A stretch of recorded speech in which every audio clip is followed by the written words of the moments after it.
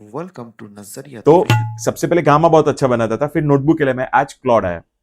तो what is the good thing is कि आप एआई को ही पूछो, ओके एआई के बारे में एआई को ही पूछो, राइट, कि भाई which are the best AI applications for making the presentation. तो rather you go to Perplexity जैसी चीज जी कि जो आपको सोर्स के साथ बताता है कि भाई ये उसका उसका जनरेट किया गया आंसर नहीं है। एक पीडीएफ अपलोड कर ली, जी अब मुझे और 2 पीडीएफ का भी करना है या एक पीडीएफ 50 बार करना है, तो वो फ्री वर्जन में नहीं होगा, वो नहीं उसका आज के लिए लिमिटेशन आ जाएगी, उसकी टोकन यूज हो जाएगी। तो फिर आप प्रीमियम वर्जन पे जाओ, और प्रीमियम में भी आज अलग अलग वर्जन एआई एकदम परफेक्ट आंसर दे देगा। तो भी ह्यूमन बींग होगा ना, वो एक बार दूसरे ह्यूमन बींग का ओपिनियन धीरे डिपेंडेंट तो होने ही वाले एआई के ऊपर पूरी तरीके से। सबसे बड़ा थ्रेट कब आएगा? जब हम सारी चीजें एआई के थ्रू करने आइए लगे। सुनते हैं कुछ ऐसी बातें जो सिर्फ कानों से नहीं दिल से महसूस होती है। अच्छा, इन जनरल पब्लिक के लिए जो लोग हैं वो जितने भी एआई के टूल्स हैं हम्म, जो जनरली यूज यूज होते हैं, हाँ तो उसमें क्या क्या फर्क है, मतलब किसको क्या इस्तेमाल करना चाहिए, ऐसा कुछ है? हाँ, और नहीं ऐसा कोई स्टीरियोटाइप, ऐसा कोई आंसर, उसका सटीक आंसर नहीं हो जैसे सकता। परप्लेक्सिटी है हाँ, या क्लॉड। क्लॉड तो है जैसे हम क्या या कह सकते हैं, जैसे फॉर एग्जाम्पल मुझे एक प्रेजेंटेशन बनाना है, पीपीटी बनाना है, जी सारी को जरूरत पड़ती है, तो वो चैट जीपीटी भी बना सकता है, सभी परप्लेक्सिटी भी बना सकता है, गामा भी बना सकता है, और क्लॉड भी बना सकता है, जी। राइट। पर अभी जब ये पॉडकास्ट रिकॉर्ड करे तब आप ऐसा बोल सकते हो कि क्लॉड सबसे बढ़िया बना रहा है, ओके राइट। उसके पहले गामा सबसे बढ़िया बनाता था, और उस दोनों के बीच में आया नोटबुक एलएम। तो सबसे पहले गामा बहुत अच्छा बनाता था, फिर नोटबुक एलएम है, आज क्लॉड आया। तो what is the good thing is कि आप एआई को ही पूछो, ओके एआई के बारे में एआई को ही पूछो, राइट, कि भाई which are the best AI applications for making the presentation. तो एआई मानो आपको 5 एप्लीकेशन का लिस्ट देता है, फिर आप एआई से पूछो which are the best used one. तो मानो उसने बताया एग्जांपल कि भाई क्लॉड सबसे highest useful, second is Gemini useful.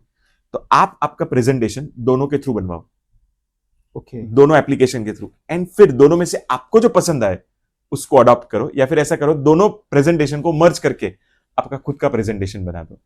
इससे अगर एआई से पूछेंगे तो ये अपने कॉम्पिटिटर के बारे में फेयर हाँ, बिकॉज करेगा? सी जब ऐसा ओपिनियन लेना होगा तो वो वेबसाइट पे जाएगा, ओके राइट, और वेब सर्च करके आपको बताएगा।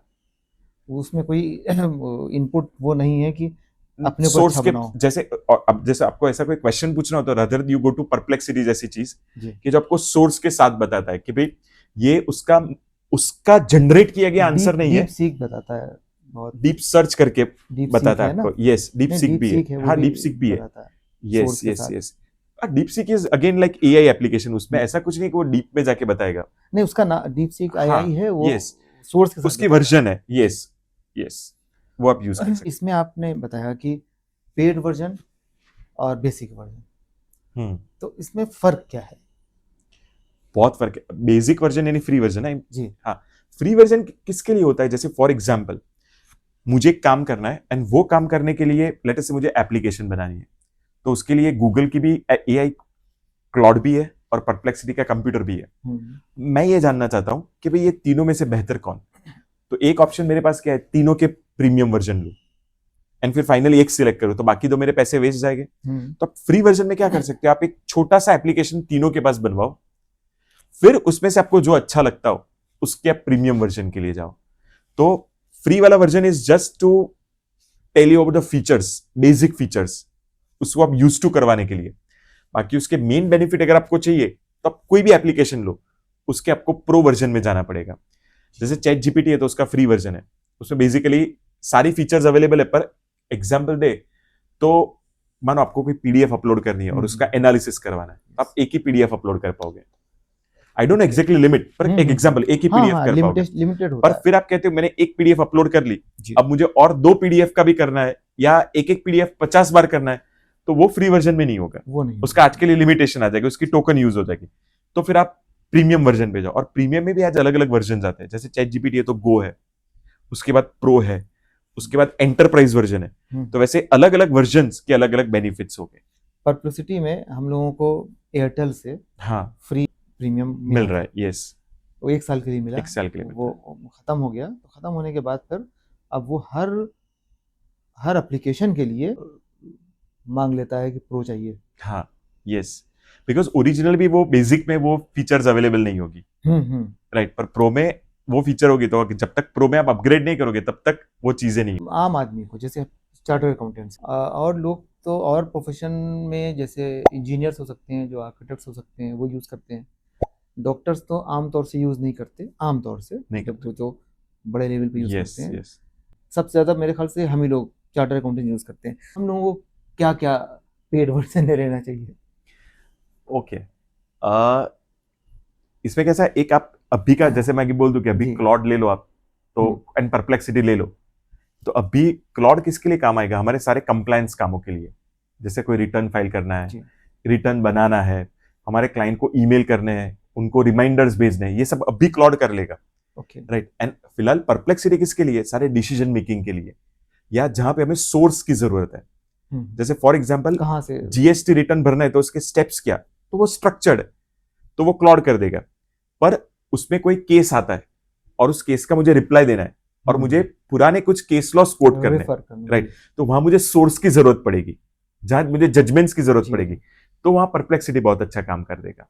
यूजर फ्रेंडली सबसे ज्यादा है chat GPT, yes, user friendly. ऐसा नहीं सारे इजी, पर हुआ क्या, लोग वाकिफ किससे हुए, सबसे पहले यूज करना शुरू किया। यस, जैसे बोला था अकाउंटिंग में टैली बहुत यूजर फ्रेंडली लगता है लोगों को, पर अगर हम टैली के अलावा दूसरे अभी के सॉफ्टवेयर देखें तो वो शायद से टैली से काफी यूजर फ्रेंडली है, पर वो हमारे दिमाग में एक माइंडसेट बन गया कि भाई टैली सबसे इंपॉर्टेंट है। वैसे तो every AI application is very user friendly. And मैं तो ये कहूंगा कि एआई में आपको जब कुछ पता नहीं चलता है कोई भी एप्लीकेशन के बारे में, तो आप उसी के थ्रू भी सीख सकते हो, क्वेरी कर सकते हो और वो आपको सिखाएगा।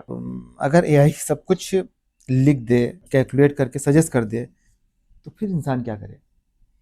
जैसे हमने बताया ऑप्शन बेसिकली एडवाइजरी एक इंसान की एक फितरत है कि उसको ह्यूमन वैलिडेशन चाहिए, जी, राइट। तो आखिरकार इंसान का काम ये ह्यूमन वैलिडेशन का हो जाएगा कि आखिरकार जो आंसर आए उसमें से कौन सा बेस्ट है या कौन सा एकदम सही है। और कई बार चैट एआई एकदम परफेक्ट आंसर दे देगा, तो भी ह्यूमन बीइंग होगा ना, वो एक बार दूसरे ह्यूमन बीइंग का ओपिनियन जरूर लेगा। जैसे डॉक्टर होता है तो उसमें ऐसा हो सकता है कि भाई एक पेशेंट गया डॉक्टर के पास, और आज जो चैटबॉट्स है, रोबोट्स है, उसने उसका एनालिसिस करके बता दिया कि भाई इसको सर्जरी करवानी है, राइट। सर्जरी करने के लिए भी रोबोट्स है आज, तो जो ह्यूमन डॉक्टर से ज्यादा प्रिसीजन से वो कर सकते हैं, पर एक डॉक्टर का सुपरविजन होगा तो ह्यूमन बीइंग को ज्यादा भरोसा आएगा, राइट। तो अभी तो एडवाइजरी एक ह्यूमन वैलिडेशन का जो है, वो जहाज उड़ता है ना, हाँ, बिना पायलट के भी उड़ता है, यस, वो जाता है वॉशरूम में रहता है, हाँ, तो उसमें टेंशन तो रहता ही है लोगों को। जैसे अभी टेस्ला की कार्स आ गई, बराबर, कितना भी अच्छा बिना ड्राइवरलेस कार चले, उसमें ड्राइवरलेस कार है, उससे हम ऐसा सोचते कि ड्राइवरलेस कार है तो रिलैक्स्ड विजिटर होगा, पर आखिरकार अगर आप बैठ के देखोगे तो एक बार ड्राइवरलेस कार है तो पीछे बैठने वाला तो टेंशन में होता ही है कि कार बराबर से चलेगी कि नहीं। करेक्ट। क्या एआई के साथ साथ काम करेंगे या धीरे धीरे एआई पर डिपेंडेंट हो जाएंगे? एआई के साथ साथ तो नहीं कर पाएंगे, ऑब्वियसली धीरे धीरे हम डिपेंडेंट तो होने ही वाले एआई के ऊपर पूरी तरीके से। सबसे बड़ा थ्रेट कब आएगा? जब हम सारी चीजें एआई के थ्रू करने लगेंगे, राइट, चाहे कि ना चाहे, यानी हम जितना ज्यादा एआई को ट्रेन करेंगे उतना हमारे लिए डेंजरस बनता जाएगा। तो इसमें एक रेगुलेटरी रोल आना चाहिए, लॉ, कि कितनी चीजें आप एआई के थ्रू करवाओ और कितनी चीजें आप एआई के थ्रू कभी मत करवाओ, राइट। ऐसा अगर कोई लॉ आ जाता है, राइट, तो then I think so artificial intelligence and human intelligence both will be balanced. ये करने की बहुत जरूरत है, अदरवाइज तो मतलब some regulation should be there. तो आपने बताया डीपीडीपी रेगुलेशन ही नहीं, DPDP is not with respect to AI, it is DPDP is digital personal data protection act, it is with respect to digital personal जो data है उसके protection के related है। तो ऐसा ही एआई रेगुलेशन आ जाना चाहिए, एआई रेगुलेशन एक्ट आ जाना चाहिए, लिमिटेड हो जाना चाहिए, use of AI should be limited. जैसे एक सिंपल सा एग्जांपल ले, रोबोट भले किसी का, यानी जो सर्जन रोबोट है, रोबोटिक सर्जन, वो भले किसी का ऑपरेशन कर दे, पर कितने भी अच्छे रोबोट बने, जब तक डॉक्टर अपना सर्टिफिकेट नहीं देता ह्यूमन इंटेलिजेंस वाला, एंड दूसरा डॉक्टर उस रोबोट का कोड चेक नहीं करता, तब तक वो रोबोट काम नहीं करना चाहिए। तो इससे क्या होगा, जितनी बार रोबोट काम करेगा गुड, पर उसके पहले हमें ह्यूमन डॉक्टर का क्या चाहिए, सर्टिफिकेशन चाहिए। तो लाइकवाइज कुछ रूल्स आने कुछ चाहिए, इस तरह के रूल्स आने चाहिए। कई बार एआई गलत जवाब देता है। हम्म। तो मैंने भी देखा है गलत जवाब देता है। केसेस जो आप यहाँ आपने बताया तो वो भी गलत कोड कर देता है। कोड कर देता है। मैंने पूछा उससे कि अलीगढ़ यूनिवर्सिटी का तराना होता है ना, उनका एक तराना है, गाना, यस वो राइट। किसने लिखा? उसने बताया अल्लामा इकबाल ने। गलत बताया उसने, लिखा है मजाक, ओके बता दिया उसने अल्लामा इकबाल ने।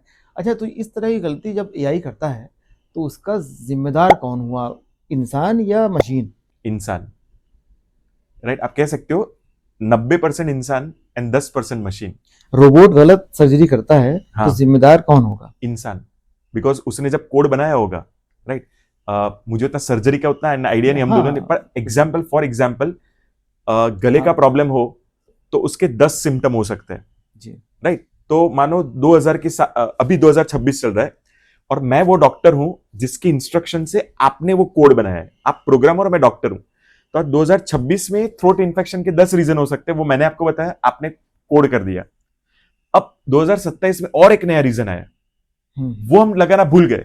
जी जी। और तब अगर वो नए रीजन वाला पेशेंट उस रोबोट के पास जाएगा तो वो सही ट्रीटमेंट नहीं दे पाएगा। सो अपडेट करते रहने का काम किसका होगा? डॉक्टर का होगा, ह्यूमन डॉक्टर का होगा। तो मतलब जो भी सर्जरी होगी या जो ऑडिट रिपोर्ट आप सबमिट करेंगे तो उसमें जिम्मेदारी आपकी होगी, चाहे वो एआई Absolutely. जनरेटेड पूरी तरह से हो, लेकिन पूरी तरह जिम्मेदारी से। उसी की Yes. होगी जिसने रिपोर्ट इसमें की है। और कई बार कैसा होता है, आपने जैसे बोला कि एआई कोई भी जवाब दे देता है, उसको टेक्निकली हम हेल्यूसिनेशन कहते हैं। अब हेल्यूसिनेशन होने के पीछे काफी रीजन है, उसमें से 2 मेन रीजन ये है कि हम जब एआई को कुछ पूछते हैं और एआई के एप्लीकेशन के पास जब उसका कोई डेटा नहीं होता तो वो इंटरनेट पे जाके ढूंढता है, राइट। अब इंटरनेट पे जाके वो ढूंढता है, तो जैसे फॉर एग्जाम्पल मान लीजिए कि मैं कॉलेज का स्टूडेंट हूं, मैंने कोई आर्टिकल लिखा था और वो मैंने कोई वेबसाइट पे अपलोड कर दिया था जो सरासर थोड़ा गलती वाला आर्टिकल था, पर किसी ने उसको वैलिडेट नहीं किया, तो एआई उस आर्टिकल को जाके रिफर करके यहां पे आंसर दे देगा, राइट। तो इसको रोकने के लिए क्या कर सकते हैं, हर एक एआई, आप कोई भी एआई की एप्लीकेशन लो, उसमें एक प्रोजेक्ट करके कॉन्सेप्ट आता है, और उस प्रोजेक्ट यानी आप उस एआई का छोटा सा वर्जन आप अपने लिए बना रहे हो, कस्टमाइज कर रहे हो, और आप उस एआई को पूरा खुद ट्रेन करो, खुद के डॉक्यूमेंट्स दो, लेटेस्ट डॉक्यूमेंट देके ट्रेन करो, सोर्सेस खुद दो।